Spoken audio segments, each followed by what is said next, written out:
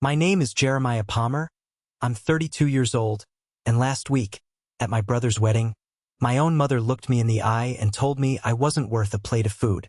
Before I tell you about the check that changed everything and the look on her face when she realized what she'd lost, drop a comment below telling me where you're watching from. I really want to know who is in my corner today. To understand why I did what I did, you have to picture the scene. This wasn't a backyard barbecue. This was the Whitmore estate in Greenwich, Connecticut. We are talking about old money, real money, the kind of money that whispers instead of shouts. The air smelled like freshly cut hydrangeas and expensive perfume. I arrived in a taxi, a yellow cab that had seen better days, with shocks that squeaked every time we hit a bump on the long gravel driveway. I remember the driver, a guy named Sal, looking in the rearview mirror as we pulled up to the main gate.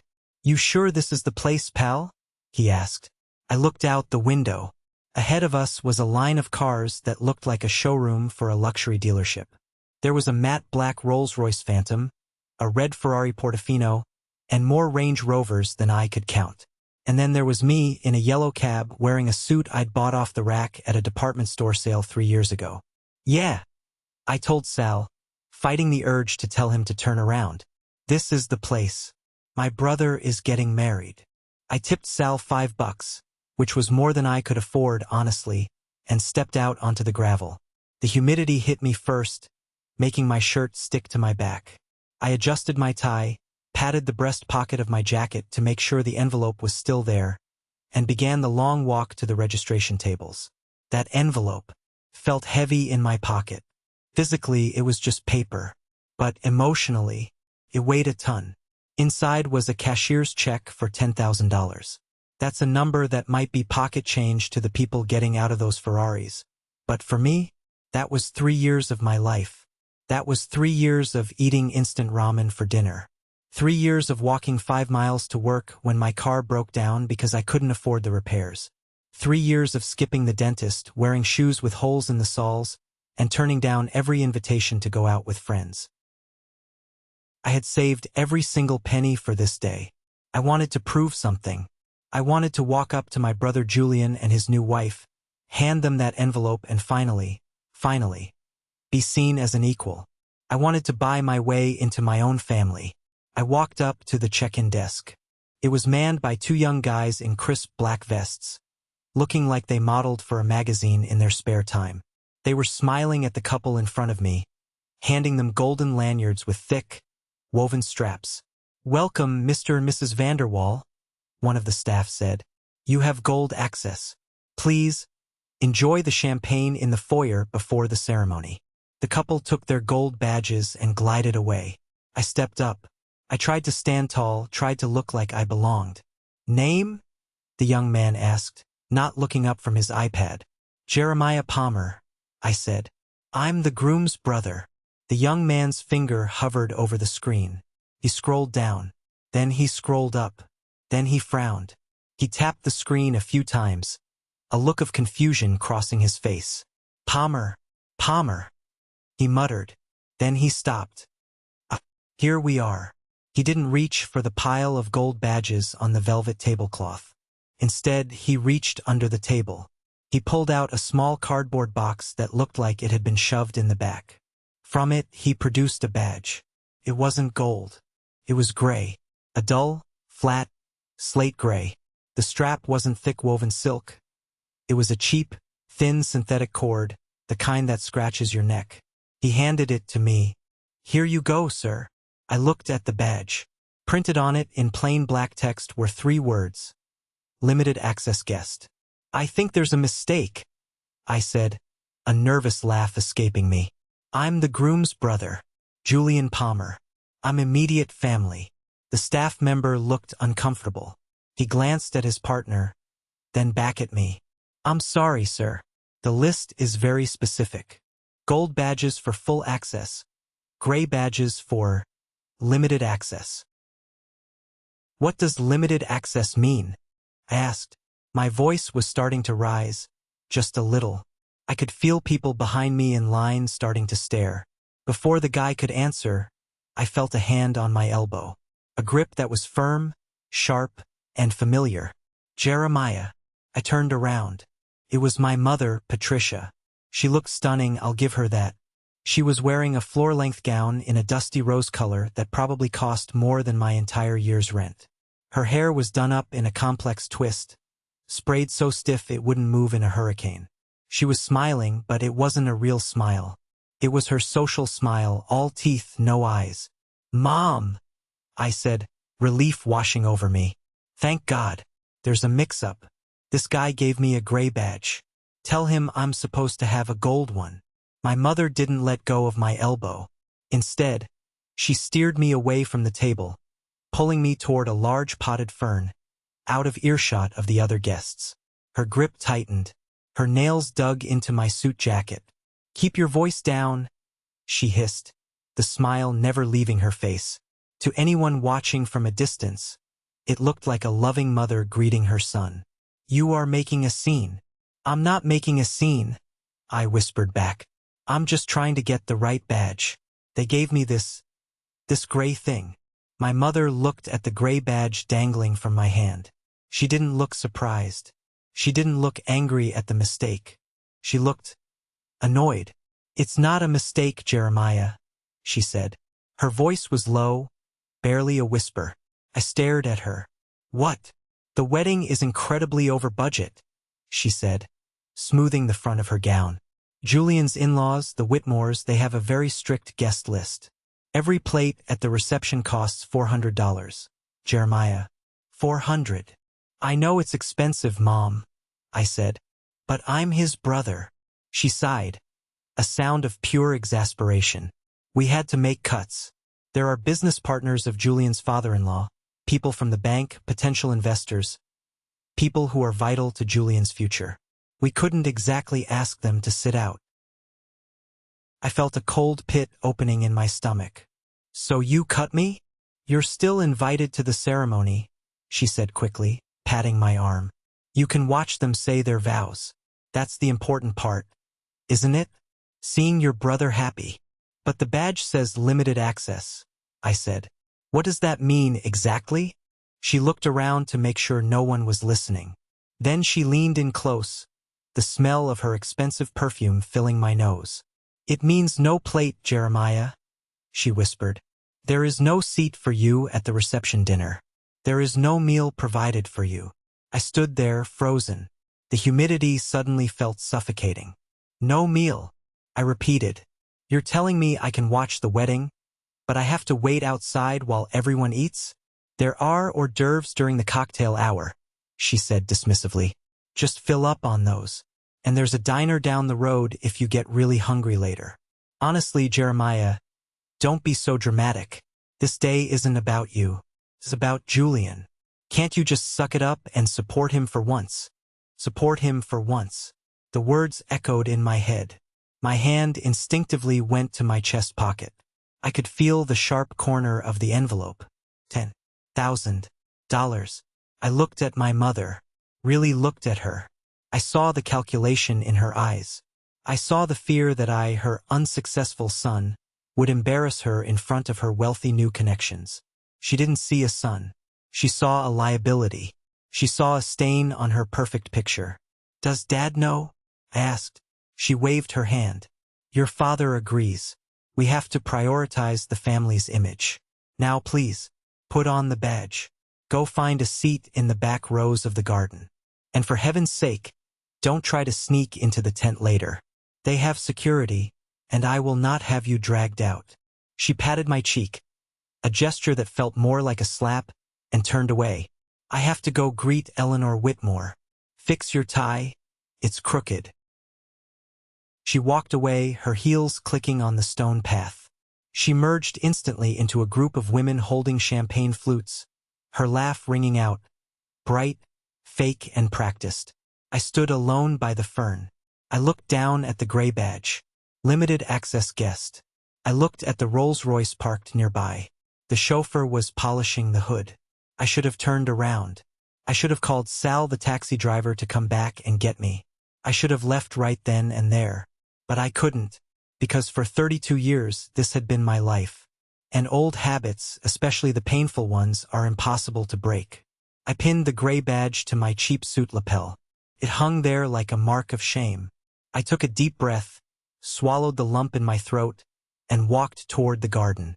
I told myself I was doing this for Julian. I told myself that once I gave him the check, once they saw what I had sacrificed, they would feel guilty. They would apologize. They would pull up a chair and make room for me. I was so naive. I didn't know yet that the gray badge was just the beginning. I didn't know that by the end of the night, I would be the one holding all the power. To understand why I didn't just turn around and leave right then, you have to understand the history of the Palmer family. You have to understand that in my house, love wasn't a right. It was a currency, and due to inflation, the price was always going up. There were two of us, me and Julian. Julian is 3 years older.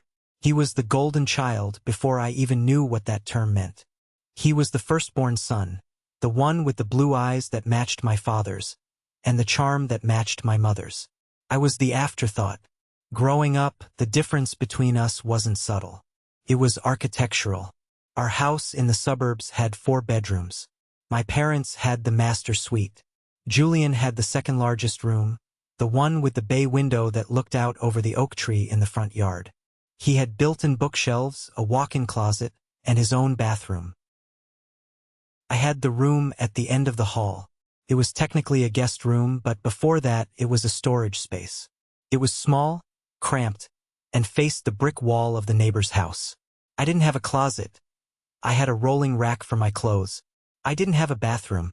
I had to use the powder room downstairs near the kitchen. My parents always said, "We're saving money, Jeremiah. We're being practical."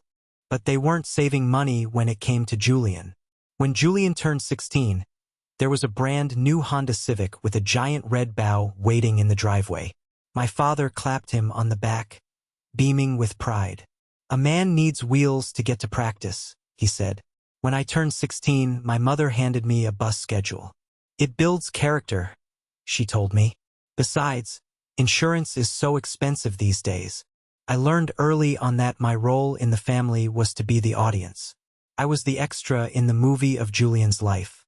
I sat in the bleachers while he played football. I sat in the auditorium while he debated.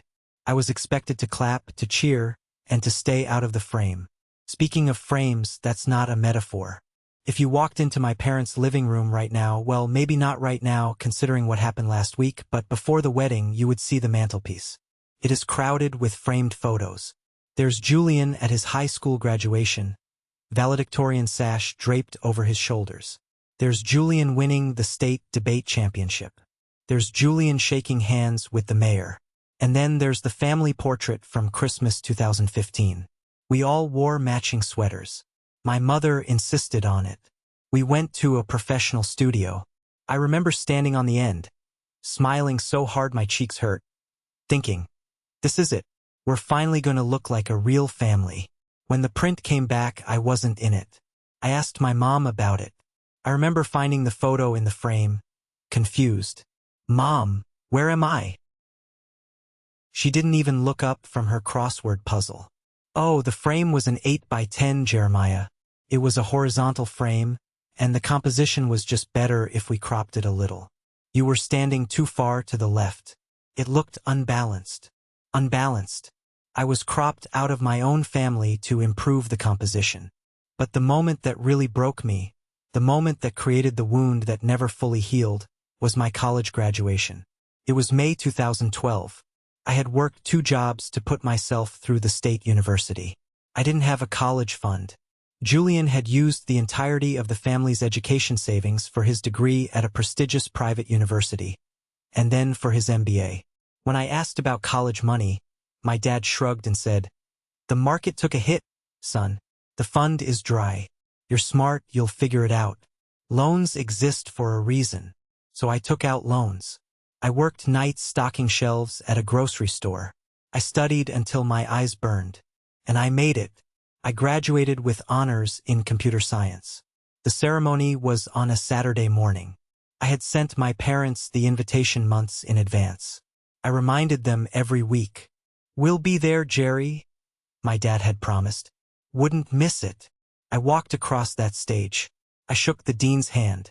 I took my diploma, and I looked out into the sea of faces, searching for them. I looked for my mother's perfectly coiffed hair. I looked for my father's broad shoulders. They weren't there. I stood on the side of the stage, clutching my folder, feeling like a little kid who got lost in the supermarket. I checked my phone. No texts, no missed calls. The only person waving at me from the third row was Aunt Diane. Diane is my mother's younger sister, but they couldn't be more different. Diane runs a flower shop. She has dirt under her fingernails and a laugh that makes dogs bark. She drives a beat-up van and wears combat boots with sundresses. After the ceremony, I met her in the parking lot. She gave me a crushing hug. "Where are they?" I asked, trying not to cry.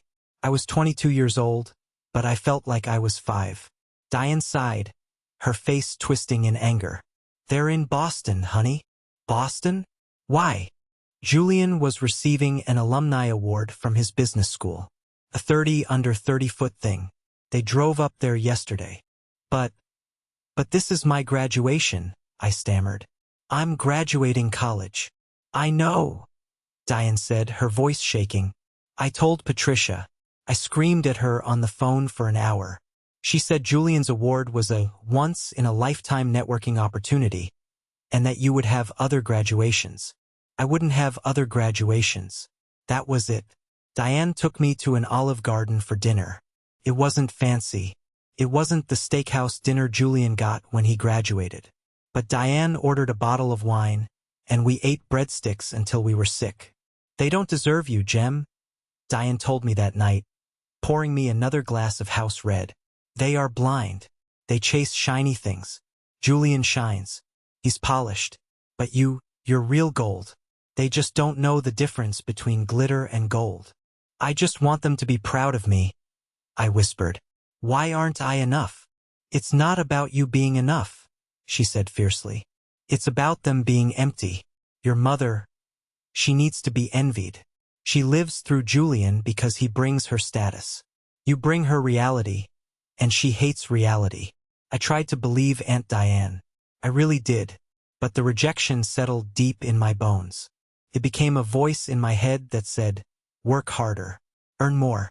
Be better. If you just achieve enough, if you just give enough, they will finally look at you the way they look at him." That's why I didn't leave the wedding when I got the gray badge. Because that little boy inside me was still standing on the graduation stage, scanning the crowd, desperate for his parents to show up. And that's why I saved the money. Julian's salary as a hedge fund manager was astronomical. He made more in a bonus check than I made in 3 years. But I knew one thing about my family. They respected money. They respected sacrifice as long as it had a dollar sign attached to it. When Julian got engaged to Chloe Whitmore, the daughter of a real estate tycoon, my mother went into overdrive. This was her chance. This was the Palmer family ascending to the aristocracy. I knew I couldn't compete with the Whitmores. I couldn't buy them a house or a car. But I could give them a gift that hurt to give. A gift that represented everything I had. I thought, if I give them $10,000, a check that represents my blood, sweat, and tears, they will have to see me. They will have to respect me. They will realize that no one loves Julian more than I do. It was a twisted logic, I know that now. But trauma makes you do stupid things. It makes you think you can buy your way out of the role you were assigned at birth. So I started the wedding fund. And for 3 years I lived like a monk. $10,000. To my brother Julian, $10,000 was a first-class flight to the Maldives. It was a suit from Seville Row. It was a rounding error in his investment portfolio. To me, a mid-level data analyst making $55,000 a year in a city where rent takes half your paycheck, $10,000 was a mountain. Climbing it required a level of discipline that bordered on insanity. I became the guy at the office who never went to happy hour. "Can't tonight, busy," I'd say. When the reality was I couldn't afford the $15 craft cocktail. I canceled my gym membership and started running in the park. I canceled Netflix, Hulu, Spotify. I learned to cook beans and rice in 1,000 different ways. My coworkers would order sushi or Chipotle for lunch, filling the break room with delicious smells, and I would sit there unwrapping my aluminum foil packet of peanut butter and jelly sandwiches. Saving for a house? My boss, Sarah, asked me one day, seeing me eyeing the takeout menu on the fridge. Something like that, I said. An investment. My car, a 2012 Toyota that had seen better days, started making a grinding noise in the transmission. The mechanic quoted me $1,200 to fix it. I sold the car. I started taking the bus, and when the bus was unreliable, I walked.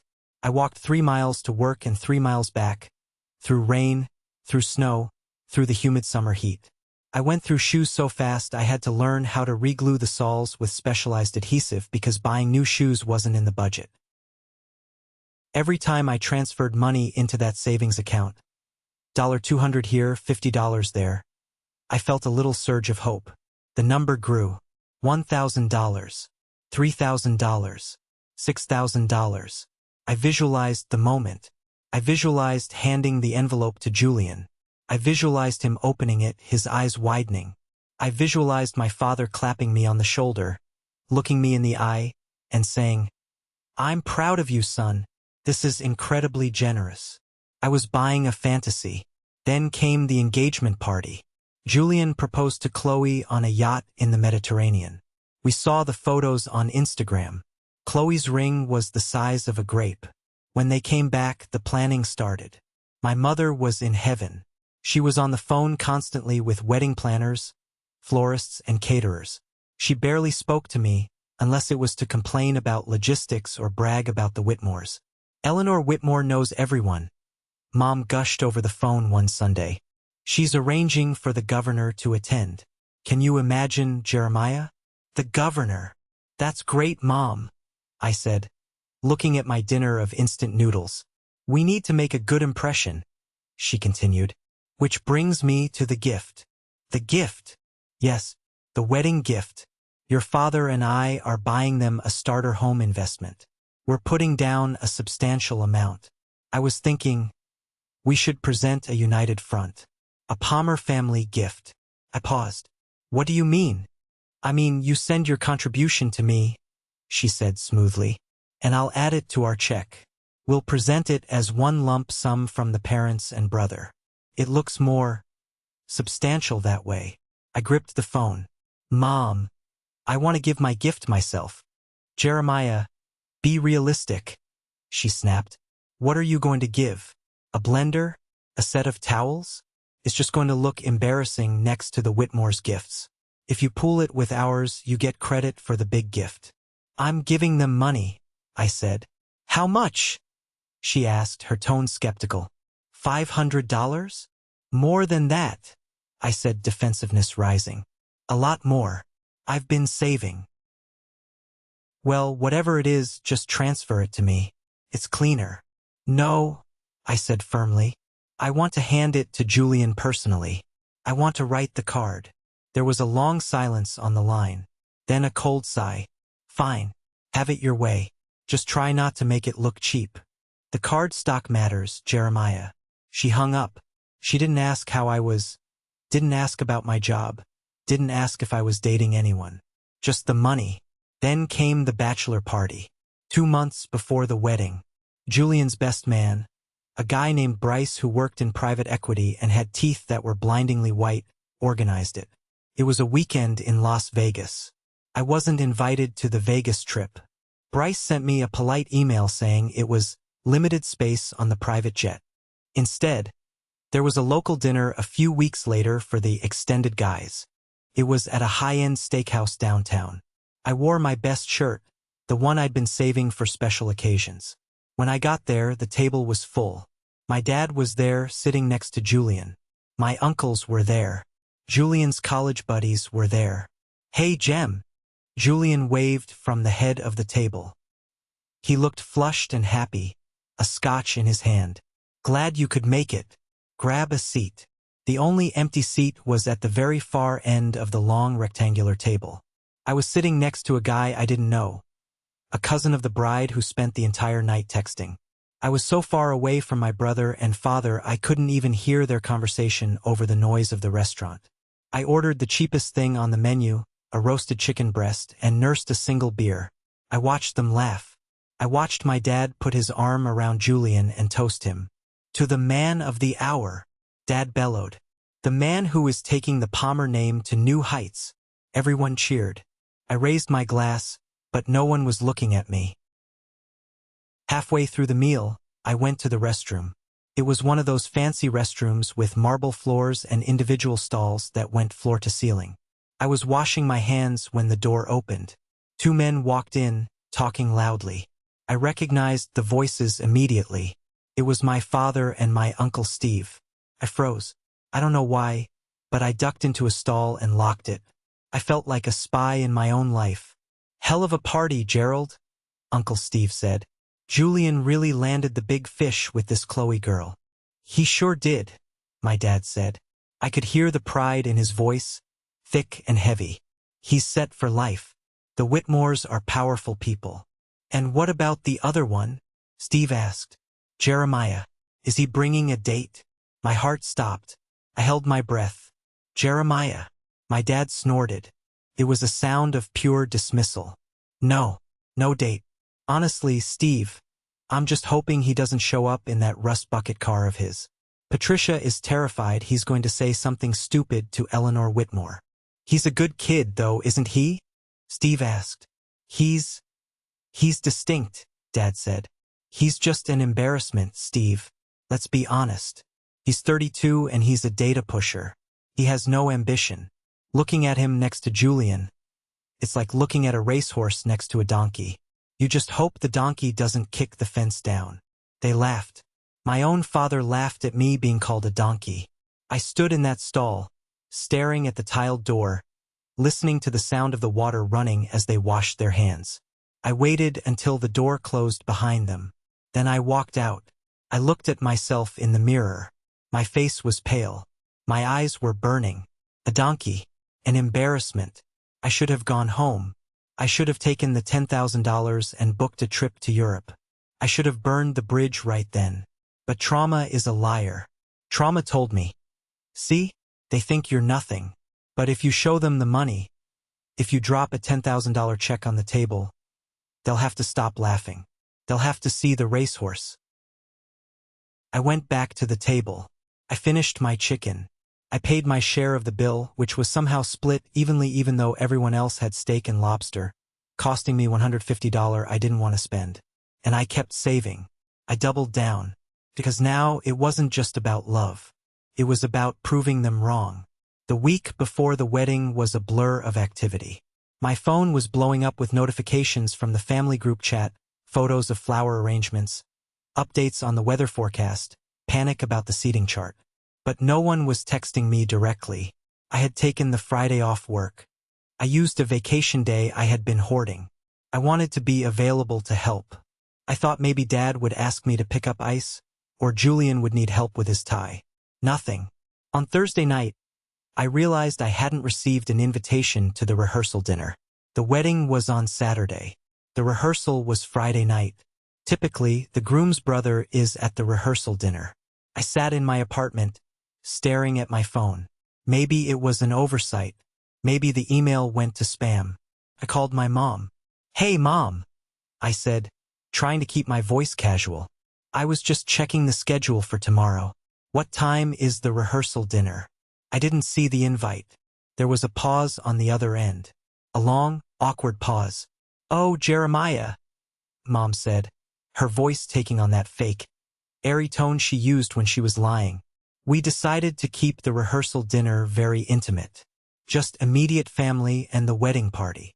"I am immediate family," I said. "I'm your son. I'm the groom's brother." "Well, yes, biologically," she said. "But we meant the people involved in the ceremony. The bridesmaids, the groomsmen, and the parents. And the Whitmores invited a few key board members who flew in from London. We simply ran out of seats at the venue. It's a very exclusive wine cellar, you know. Fire codes. So, I'm not invited. It's just a boring dinner, darling. You're not missing anything. Just get a good night's sleep and be fresh for the ceremony on Saturday." She hung up before I could argue. I sat there, the phone still in my hand. Biologically, that was the word she used. I was family by biology but not by status. I called Aunt Diane. I needed to hear a sane voice. "They didn't invite you?" Diane shouted into the phone. I could hear the snip-snip of scissors in the background. She was probably working late at the shop. That witch. I'm going to call her. "No, Aunt Diane," I said tiredly. "Don't. It'll just make it worse." She said it's a space issue. "Space issue my ass," Diane growled. "It's a class issue. They don't want you there because you don't wear a Rolex, Jem." "I'm sorry. I'm so sorry." "It's okay," I lied. "I'll see you at the wedding." I tried to sleep that night, but I couldn't. I paced around my small apartment. I looked at the check again. $10,000. Maybe I shouldn't give it to them. Maybe I should just give them a card. No, I thought. If I don't give it, I prove Dad right. I prove I'm a donkey. I have to show them. Friday night came. I sat alone in my apartment eating leftover pizza while my family was dining in an exclusive wine cellar with billionaires. Around 10 p.m., my phone buzzed. It was a text from Sophie. Sophie and I went to college together. We were friends, not super close, but we stayed in touch. Coincidentally, she had become a high-end event planner and was working on Julian's wedding. She was the one coordinating the logistics. "Sophie, hey Jem, are you awake?" "Jeremiah, yeah, what's up?" "Sophie, I probably shouldn't do this. I could get fired. But you're my friend and this is messed up." "Jeremiah, what is it?" Sophie sent a photo. I tapped on the photo. It was a picture of a printed spreadsheet. A seating chart master list. I zoomed in. I saw the head table. Julian, Chloe, Mr. Whitmore, Mrs. Whitmore, Gerald Palmer, Patricia Palmer. I scrolled down. I looked for my name.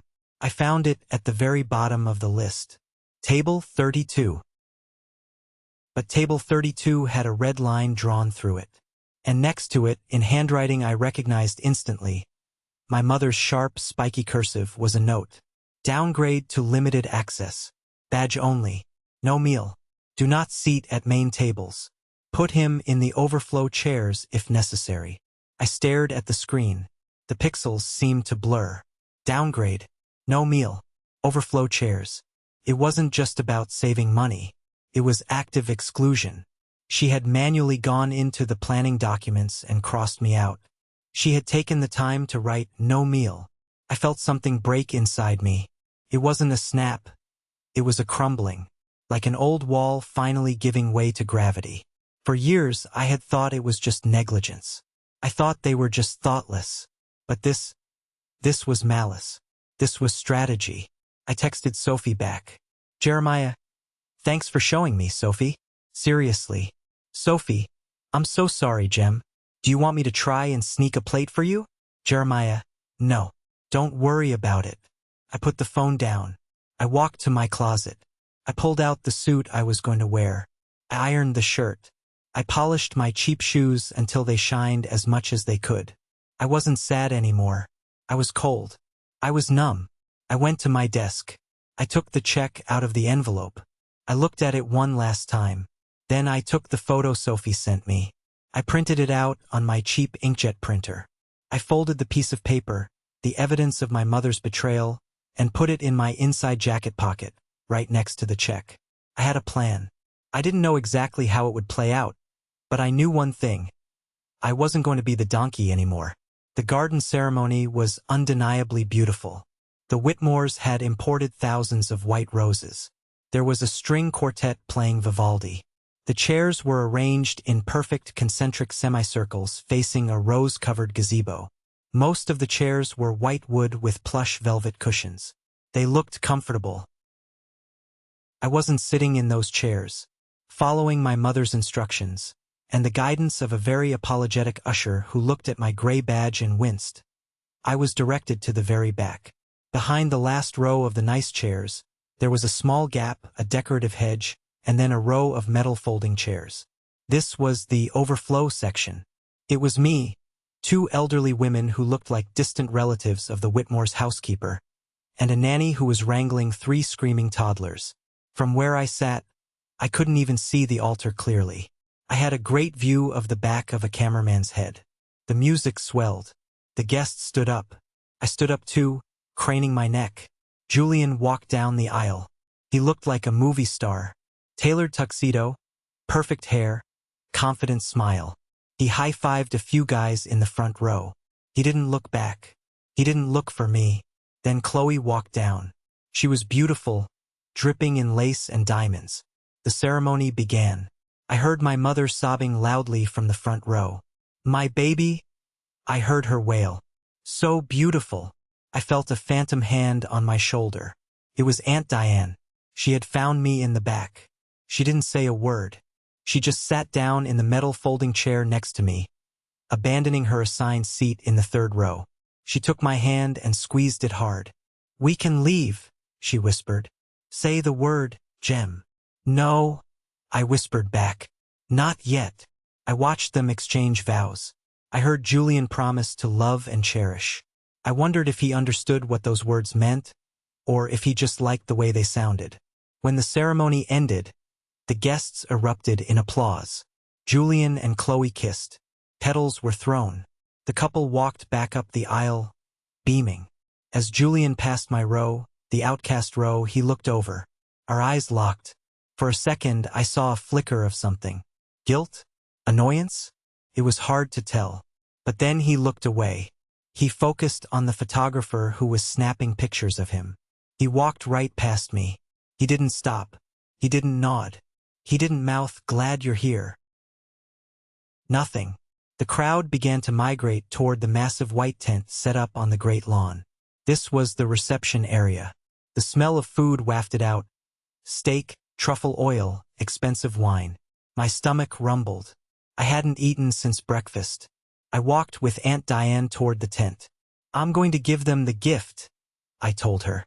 "And then I'm going." "Okay," she said. "I'll go with you."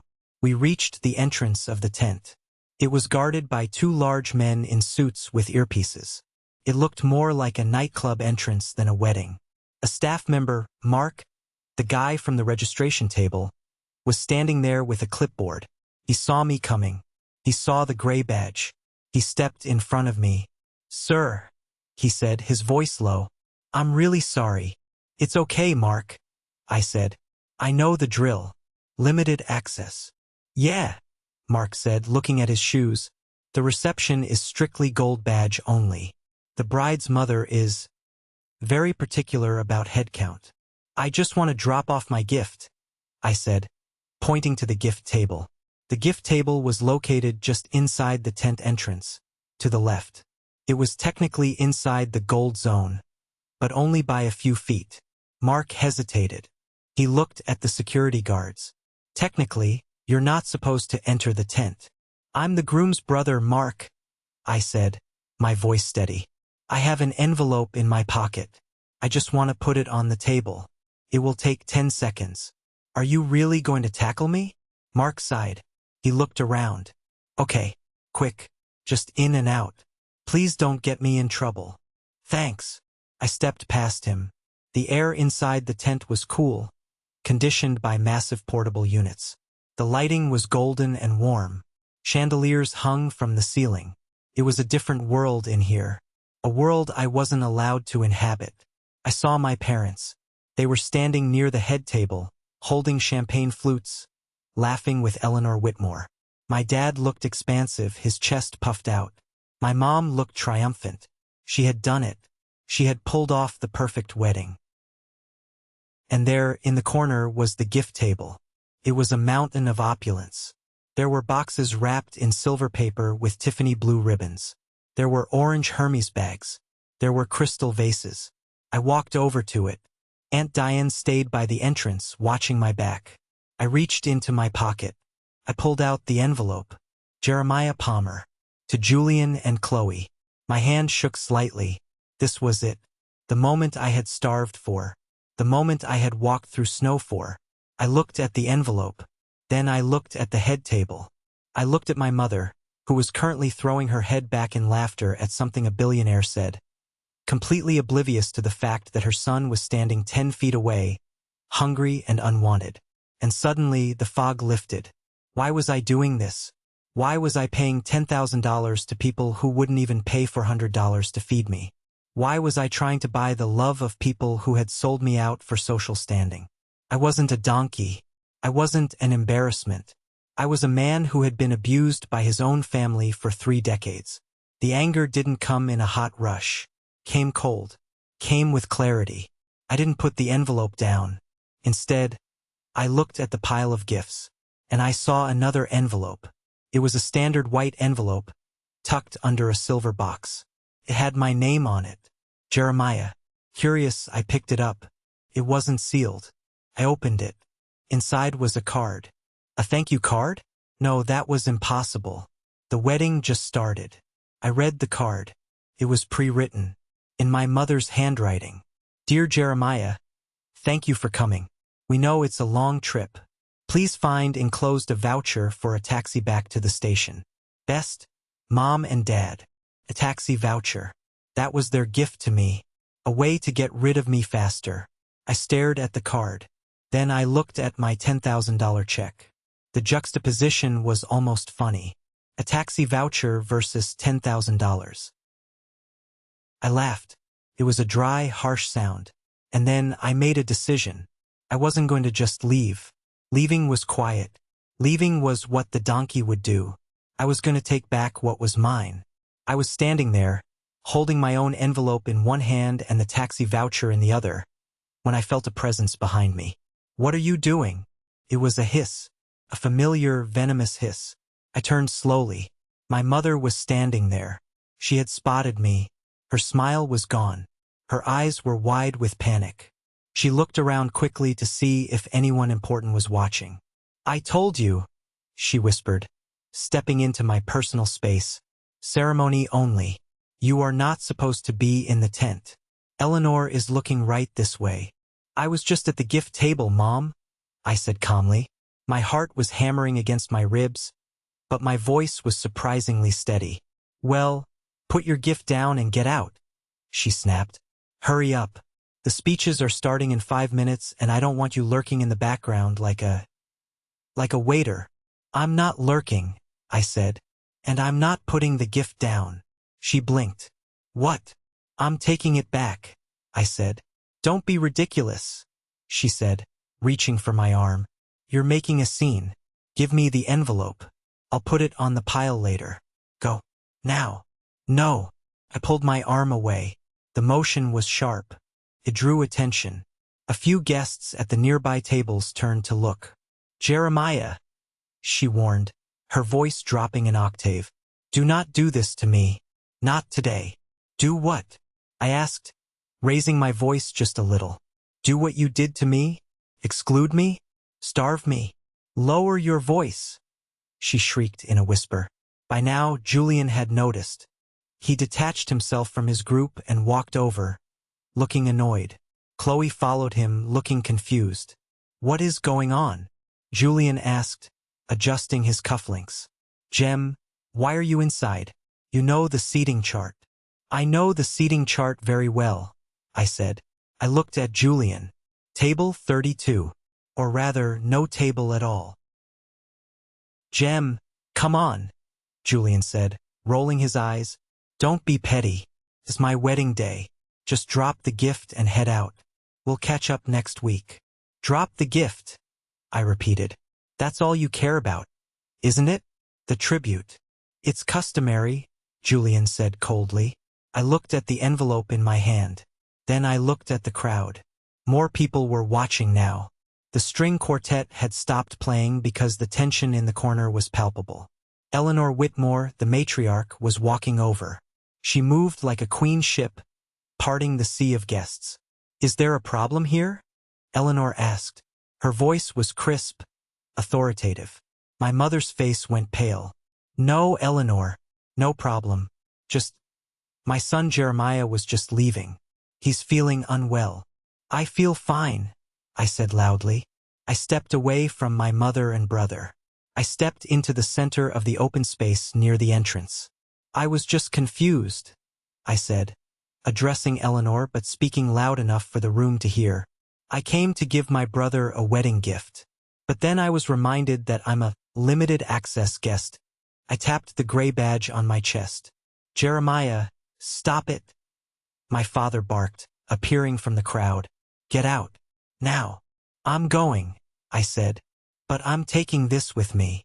I held up the envelope. What is that? Julian asked, sneering. A $50 gift card? Keep it. We don't need your charity. I smiled. It was the first genuine smile I had smiled all day. It's not $50, Julian. I ripped the envelope open. The sound of tearing paper was loud in the silent tent. I pulled out the cashier's check. I unfolded it. It's $10,000, I said clearly. A gasp went through the room. I heard someone whisper, 10,000. My mother's jaw dropped. Julian's sneer vanished, replaced by shock. I saved for 3 years, I continued, my voice gaining strength. I ate ramen. I walked to work. I skipped vacations. I saved every single penny to give you this. Because I thought if I gave you something huge, something that hurt me to give, you would finally treat me like a brother. Like a son. I looked at my mother. But then I got here, and I got a gray badge. And I found out that while you were happy to take my $10,000, you weren't willing to spend $400 to let me eat dinner. That's not true, my mother cried out, trying to salvage the narrative. It was just a logistics error. No, it wasn't, I said. I reached into my pocket and pulled out the piece of paper Sophie had sent me. The photo of the seating chart note. I have the note, I said. I held it up. In your handwriting, Mom. Downgrade to limited access. No meal. Overflow chairs. I turned to Eleanor Whitmore. I handed her the note. She took it. She put on her reading glasses. She read it. Her expression went from polite curiosity to absolute ice. She looked at my mother. Patricia, did you write this? About your own son? My mother stammered. Eleanor, you don't understand. We were trying to save the budget for the flowers. You cut your son's meal to pay for flowers? Eleanor asked. Her voice was quiet, but it carried deadly weight. And yet you expected him to contribute $10,000. Eleanor looked at me. For the first time all day, someone looked at me with respect. Young man, she said, you have more dignity in your little finger than this entire family has in their bank accounts. I nodded to her. Thank you, Mrs. Whitmore. I turned back to Julian. He was staring at the check in my hand. I could see the greed in his eyes. He wanted that money. He felt entitled to it. Jem, he started, his voice wheedling. Look, let's talk about this. Mom made a mistake. You can stay. We'll find a chair. Give me the check, sit down, and have a drink. We'll find a chair? I laughed. No thanks, Julian. I don't want your chair. And you're certainly not getting this check. I looked at the check one last time. I think I'm going to use this for something else, I said. Maybe a car that doesn't break down. Or maybe just a nice dinner. A dinner where I'm actually invited. I folded the check and put it back in my pocket. Goodbye, Julian. Have a nice life. I hope the flowers were worth it. I turned around. Jeremiah, my mother screamed. If you walk out with that money, don't you dare come back. You are dead to us. I stopped at the tent flap. I looked back over my shoulder. Mom, I said, I've been dead to you for years. I just finally realized it. And then I walked out. I walked past the security guards, who stepped aside with wide eyes.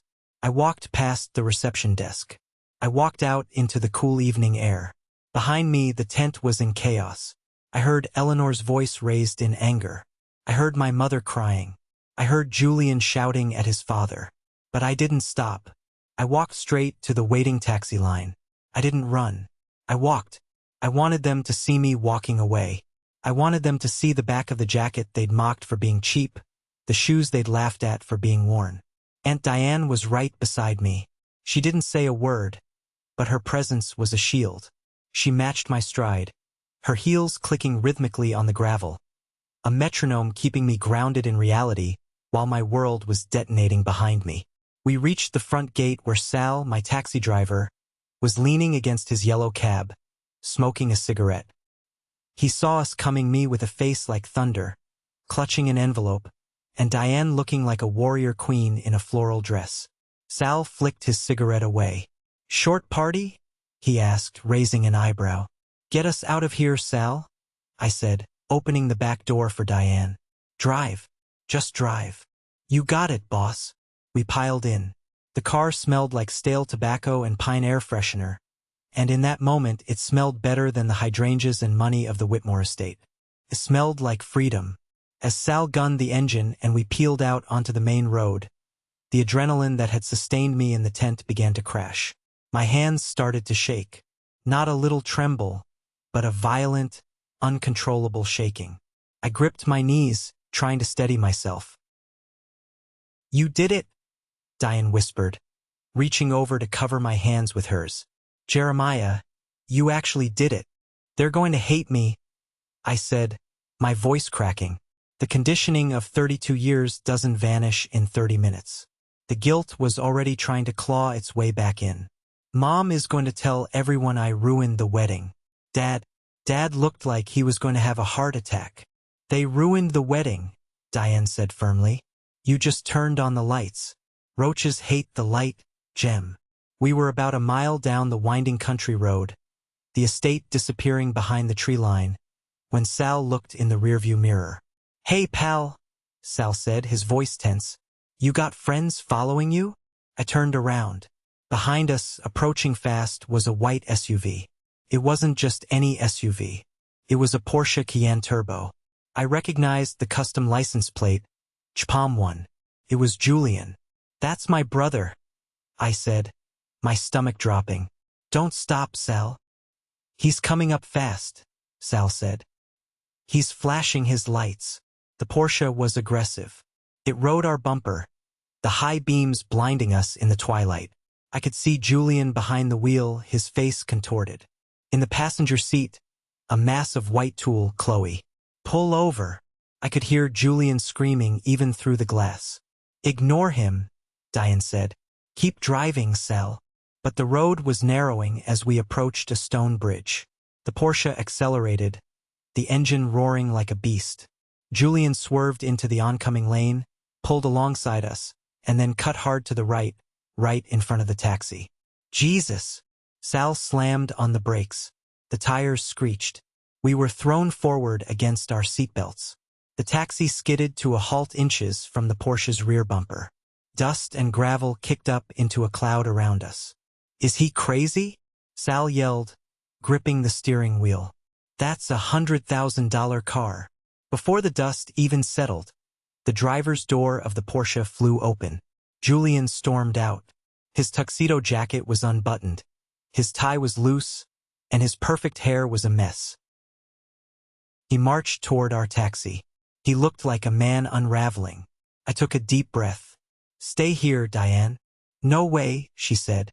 "I need to do this," I said. "I need to finish it." I opened the door and stepped out onto the asphalt. The evening air was cooling down, but the heat coming off Julian was palpable. "Get back in the car," Julian shouted, pointing at the Porsche. "Right now, Jeremiah. Get in the car and come back." I leaned against the taxi, crossing my arms over my chest. I could feel the check in my pocket. It was my anchor. "No," I said. "You don't understand," Julian yelled, spittle flying from his mouth. "Eleanor is furious. She's threatening to pull the seed funding for Dad's retirement project. She's talking about reviewing the prenup. You have to come back and tell her it was a joke. Tell her you were drunk. Tell her something." "So that's what this is about," I said, my voice dangerously calm. "Funding, prenups, Dad's retirement. It's about family," Julian screamed. "Family?" I laughed. It was a hollow sound. "Julian, you walked past me. An hour ago. I was sitting in a folding chair behind a hedge, and you walked past me like I was part of the landscaping. I was busy. It's my wedding day. You looked me in the eye," I said, "and you looked away. You saw the gray badge. You knew. You knew Mom cut my meal. You knew I was sitting in the overflow." Julian faltered. He looked away, shifting his weight. Mom said it was for the best. She said you wouldn't fit in at the head table. She didn't want you to feel uncomfortable. She didn't want her to feel uncomfortable, I corrected. And you went along with it. Because it was easier. Because you're the golden child, and golden children don't rock the boat. The passenger door of the Porsche opened. Chloe stepped out. She looked tragic. Her Vera Wang dress was sweeping the dirty asphalt. Her makeup was streaked with tears. She hobbled toward us in her heels. Jeremiah, please, Chloe sobbed. My mother is tearing the reception apart. She called your mother a social climber in front of the governor. You have to fix this. It's my special day. I looked at Chloe.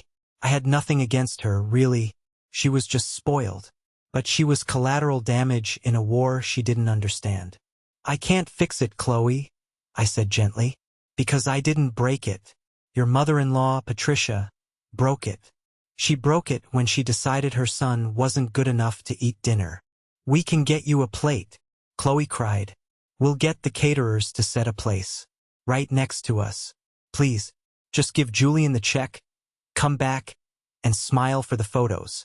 Give Julian the check, I repeated. I looked at my brother. He wasn't looking at me with love. He wasn't looking at me with regret. He was looking at my pocket. He was looking at the $10,000. That's it, isn't it? I asked softly. You don't want me back. You want the money back. You want the prop back so the play can continue. It's $10,000, Jem, Julian said, his voice dropping to a desperate whisper. Do you know how much this wedding cost? We're over budget by 50 grand. We need that gift. Mom already earmarked it for the florist bill. The florist bill. You earmarked my life savings for flowers, I said. The realization hit me like a physical blow. I starved for 3 years. For hydrangeas. I reached into my pocket. Julian's eyes lit up. He took a step forward, his hand outstretched. I pulled out the check. You want this? I asked. Yes, Julian breathed. Come on, Jem. Be a good brother. I held the check up. The wind caught the corner of it. I am being a good brother, I said. I'm teaching you a lesson you should have learned 20 years ago. I didn't tear the check. That would have been dramatic but foolish. It was still my money. Instead, I folded it carefully and put it back in my pocket. I buttoned my jacket. This money is going to a new home, I said. It's going to someone who actually appreciates it. Me. You selfish little prick, Julian snarled, his mask finally slipping. You've always been jealous. You're a loser, Jeremiah. That's why Mom hid you. Because you're a loser with a dead-end job and a cheap suit. Maybe, I said. But this loser is the only one walking away with his dignity today. And $10,000. I turned my back on him. It was the hardest thing I've ever done, and also the easiest. Sal, I said. Let's go. Jeremiah, Julian screamed. If you leave, don't bother coming to Christmas. Don't bother calling. I got into the taxi. Aunt Diane pulled me close. Drive around him, Sal, I said. Sal reversed the taxi, creating enough space, and then swung around the parked Porsche. As we passed them, I looked out the window one last time. Julian was kicking the tire of his $100,000 car, screaming at the sky. Chloe was sitting on the guardrail, weeping into her hands. They looked miserable. They looked rich, beautiful, and absolutely miserable.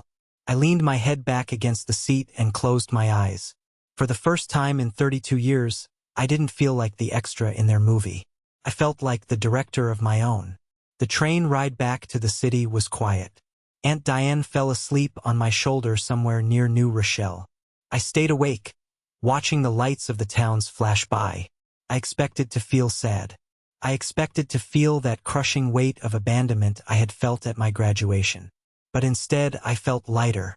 It was as if I had been carrying a backpack full of bricks up a mountain, and I had finally just dropped it.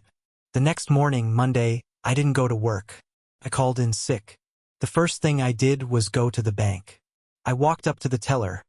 A nice woman named Brenda who had helped me with my obsessive deposits over the last 3 years. "Jeremiah," she said, smiling. "Back so soon? Did you give the gift?" "Change of plans, Brenda," I said. "I need to deposit this check back into my account." She looked at the check. "Pay to the order of Julian Palmer." Then she looked at my face. She didn't ask questions. She just nodded. "Checking or savings?" she asked. "Savings," I said. "Actually, let's open a new account. An investment account. I want this money to grow." Seeing that balance hit my mobile banking app, $10,000 plus the small amount I had left, was a spiritual experience. That wasn't just money. That was my freedom fund. 2 months passed. Silence from my parents. No calls. No texts.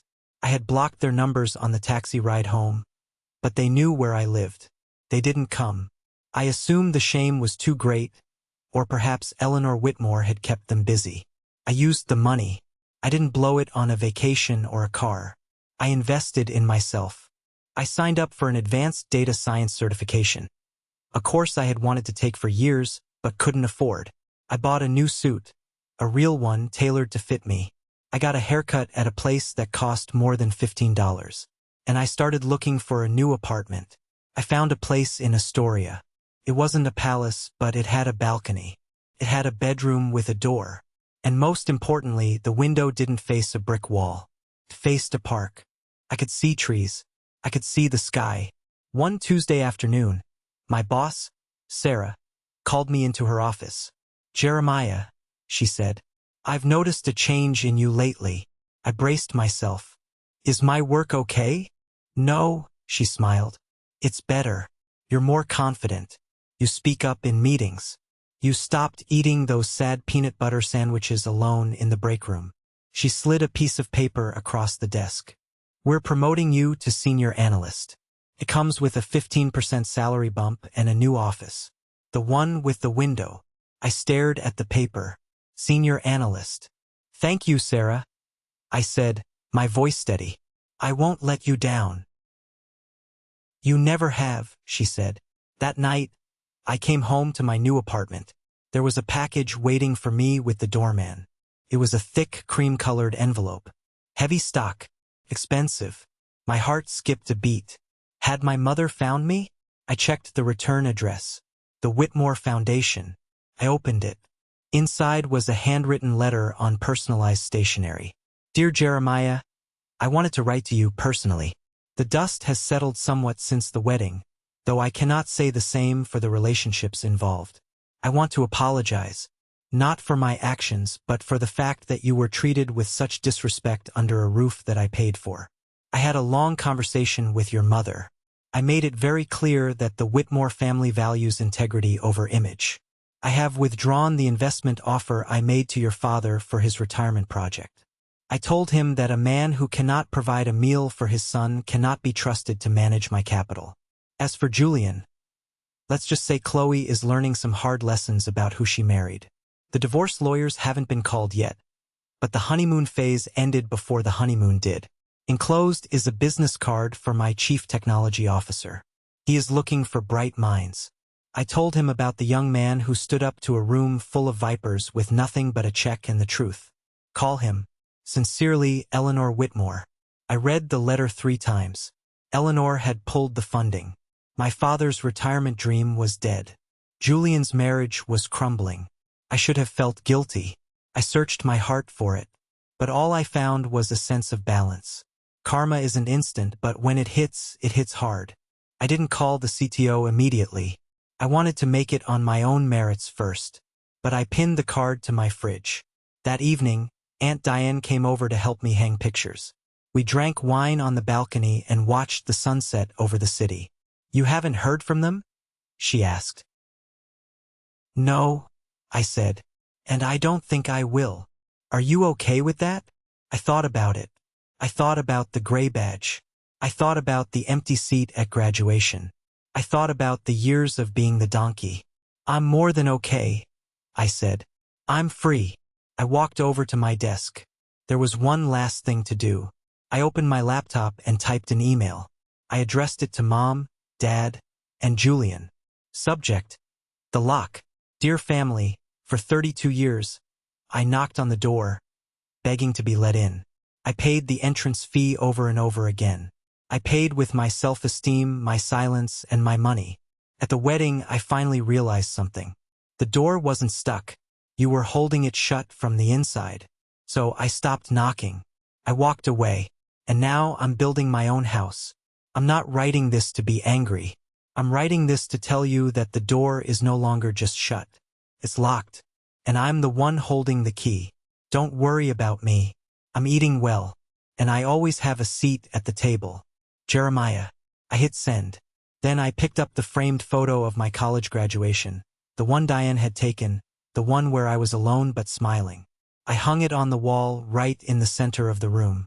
The sunlight hit the glass, and for a moment, the younger me in the photo seemed to wink. I finally had the composition right. So that's my story.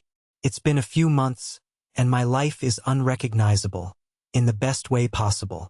If you take anything away from my experience, let it be this: you cannot buy your way into a heart that is committed to being closed to you. I spent years thinking that if I just sacrificed enough, if I just earned it, my family would love me. But love isn't a transaction. Respect isn't something you purchase with a $10,000 check. Family isn't about whose DNA you share. It's about who moves over to make space for you at the table. It's about who shows up to your graduation. It's about who makes sure you're fed.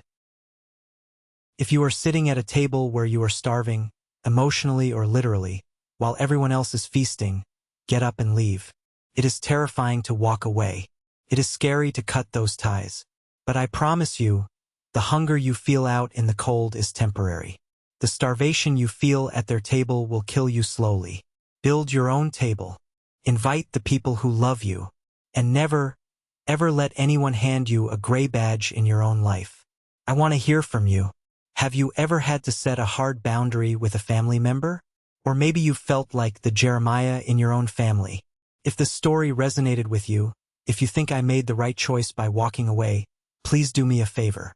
Type the word "good" in the comments below. Thank you for listening. Thank you for being my witness. And thank you for being part of my new family.